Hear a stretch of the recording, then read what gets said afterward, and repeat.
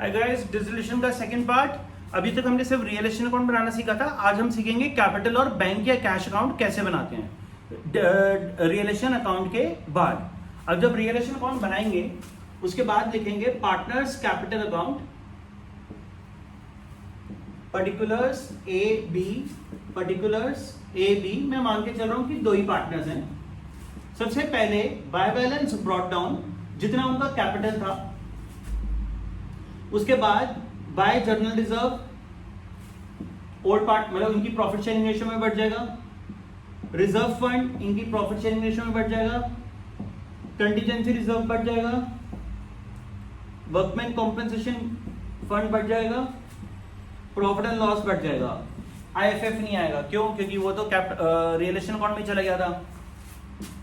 इधर तुम्हारा आ जाएगा एडवर्टीजमेंट सस्पेंस आ जाएगा, पीएनएल आ जाएगा। गुडविल नहीं आएगी यहाँ पे, क्योंकि गुडविल एसेट्स में दिया हुआ था, तो वो रियलेशन अकाउंट के डेबिट साइड पे चले जाता है। अब इसके अलावा क्या आएगा? रियलेशन अकाउंट से प्रॉफिट हुआ था, तो bye realisation account profit.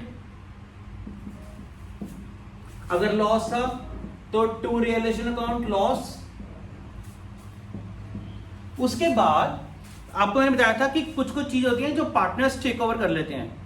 Asset ले गए या लाइबिलिटी एग्री करते हैं। जैसे मिस्टर ए ने कहा था वो मिसेज एज लोन पे कर देंगे, तो अगर आप मिसेज एज लोन वो पे कर रहा है तो पहले आपको पता है लाइबिलिटीज क्रेडिट साइड पे आई थी, फिर उसकी पेमेंट जो भी होती है डेबिट साइड पे आती है। तो आपने लिखा था to A's capital Mrs A's loan, क्योंकि A agree to pay off his wife's loan. क्योंकि वहां पे आपने रियलेशन के डेबिट में लिखा है टू एज कैपिटल, तो एज कैपिटल में क्रेडिट साइड पे लिखेंगे by realisation account. By Mrs A's loan नहीं, बाय रियलेशन अकाउंट। उसके अंडर मेंशन करोगे मिसेज एज लोन और एम अमाउंट आ जाएगी। सेम वे बी, मान लो फर्नीचर ले गया था। फर्नीचर पहले डेबिट साइड पे आया था रियलेशन के, फिर क्रेडिट साइड पे आपने लिखा बाय बीज कैपिटल फर्नीचर। तो फर्नीचर उसकी ड्राइंग्स थी, तो to realisation account furniture, to furniture मत लिखना, और वो अमाउंट बी में आ जाएगी। तो बी के अकाउंट से पैसे कट रहे हैं। तो बेसिकली कोई भी टू पार्टनर बाय पार्टनर हुआ है तो वो बाय रियल ऑपोजिट साइड पे बाय रियलेशन या टू रियलेशन अकाउंट आ जाएगा, और उस चीज को मेंशन कर देंगे वो किस चीज को लेके जा रहा है, बट लिखेंगे रियलेशन अकाउंट। उसके बाद जो भी बैलेंस बचेगा वो टू बैंक या कैश बैलेंस शीट में जो दिया उसके अकॉर्डिंग बैलेंसिंग फिगर आ जाएगी। अगर डेबिट साइड ज्यादा है तो क्रेडिट साइड पे भी आ सकता है बाय बैंक या बाय कैश, वो देखना पड़ेगा कि किधर बैलेंस आ रहा है। तो क्रेडिट साइड भी बैलेंस आ सकता है और डेबिट साइड भी बैलेंस आ सकता है। इसके बाद बनाते हैं हम बैंक अकाउंट।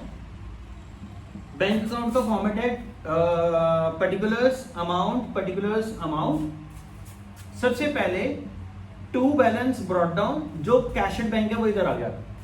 अच्छा, अब मैं एक चीज क्लियर कर देता हूं।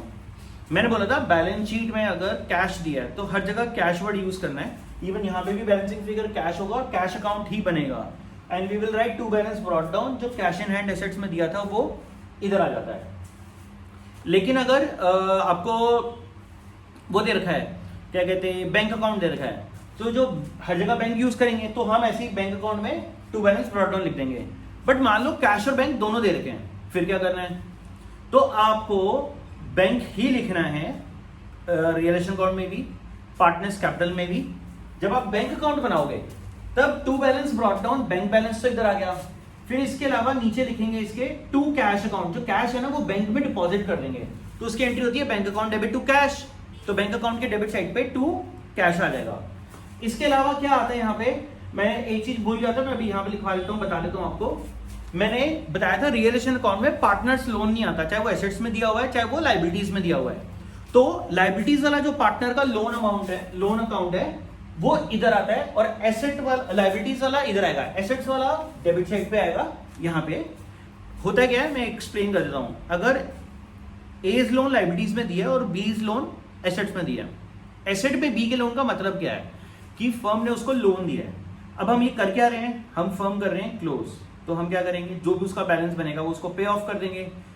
लेकिन बी को तो हमने लोन भी दिया हुआ था, तो वो पैसे काट के उसको पे करेंगे। भाई तूने लोन भी तो ले रखा है फर्म से, तो हम तेरे को पैसा काट के पे करेंगे।